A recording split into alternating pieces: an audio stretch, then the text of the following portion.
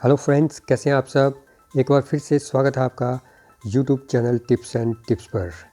Friends, आज की इस वीडियो में हम Himachal Pradesh civil services revise पे रूल्स 2022 के जो बेसिक टर्म्स हैं उनको समझने की कोशिश करेंगे, ताकि इन रूल से रिलेटेड जो भी डाउट्स हैं उनको क्लियर किया जा सके। तो पहले हम बात करेंगे अपॉइंटेड डे की। अपॉइंटेड डे क्या है? मीन्स 1 जनवरी 2016, जिस दिन से इन रूल्स को लागू किया जाना है। प्रोवाइडेड अगर कोई एम्प्लॉई 1 जनवरी 2016 और 3 जनवरी 2022 के बीच में अगर ऑप्शन देता है फॉर रिवाइज पे स्ट्रक्चर, तो उसके लिए अपॉइंटेड डे वही होगा। पे मैट्रिक्स में एप्लीकेबल लेवल किसे कहा गया है? इसका मतलब कि level of the post corresponding to pay band and grade pay in terms of HPCS revised pay rules 2009। तो जो HPCS revised pay rules 2009 के अनुसार जो पे बैंड और ग्रेड पे होगा उसे एप्लीकेबल लेवल कहा गया है। एग्जिस्टिंग बेसिक पे और प्री रिवाइज्ड बेसिक पे, इस टर्म का क्या मीनिंग है? It means the pay drawn in prescribed existing pay band and grade pay including ex gratia annual increments on the date of migration to revised pay structure opted by the employee। इसका मतलब ये हुआ, option वाली date को जो भी पे band या ग्रेड पे है एम्प्लॉय का, उसे एग्जिस्टिंग पे बैंड कहा गया है। नेक्स्ट टर्म है एग्जिस्टिंग पे बैंड। तो किसी एम्प्लॉय की एग्जिस्टिंग पे बैंड किसे कहा गया है? कि जो अपॉइंटेड डे है, यानी कि 1 जनवरी 2016 को किसी एम्प्लॉय की जो पे बैंड और ग्रेड पे है applicable to the post held या फिर higher pay structure granted under ACPS scheme, तो उस पे बैंड और ग्रेड पे को एग्जिस्टिंग पे बैंड कहा गया है। एग्जिस्टिंग पे स्ट्रक्चर। अब existing pay structure in relation to government employee means the present system of pay band and grade pay applicable to the post held by the employee in terms of Himachal Pradesh Civil Services Revised Pay Rules 2009 as on date immediately prior to coming into force of these rules.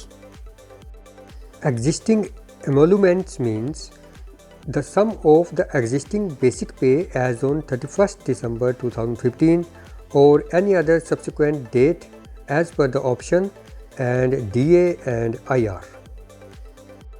Next term है pay matrix. The pay matrix of 6th pay commission is a simple chart that shows all of the pay levels in one place. The 6th pay matrix table is a simple chart which shows the salary structure of employees.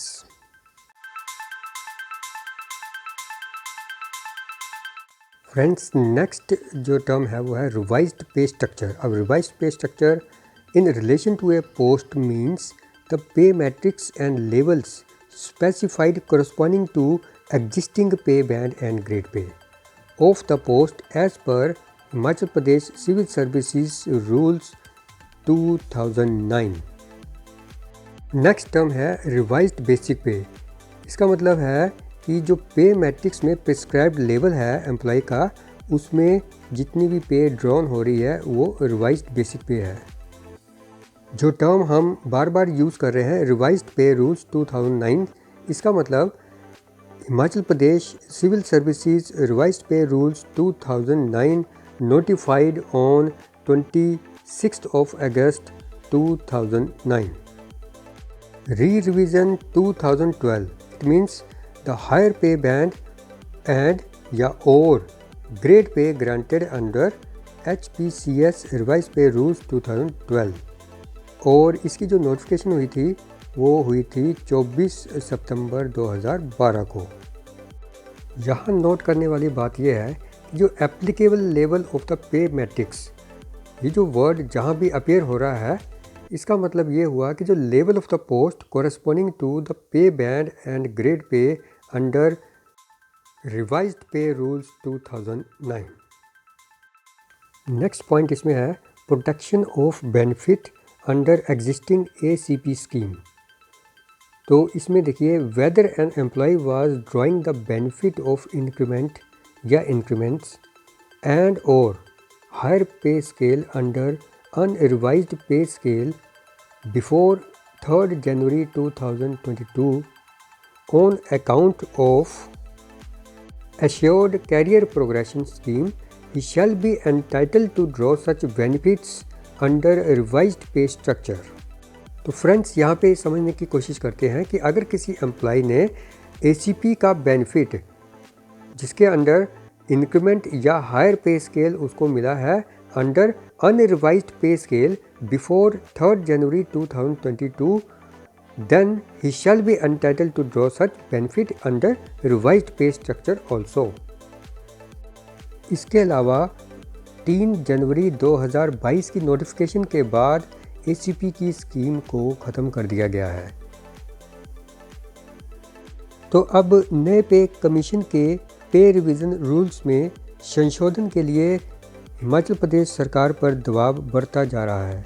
कई विभागीय संगठनों द्वारा आपत्ति जताने के बाद अब सरकार द्वारा मान्यता प्राप्त राजपत्रित कर्मचारी महासंघ ने भी पे कमीशन में संशोधन की मांग की है और सरकार ने नए पे कमीशन के पे रिवीजन रूल्स में संशोधन के लिए आश्वासन भी दे दिया है, क्योंकि पे फिक्सेशन में बहुत से कर्मचारियों को मुश्किलें आ रही हैं।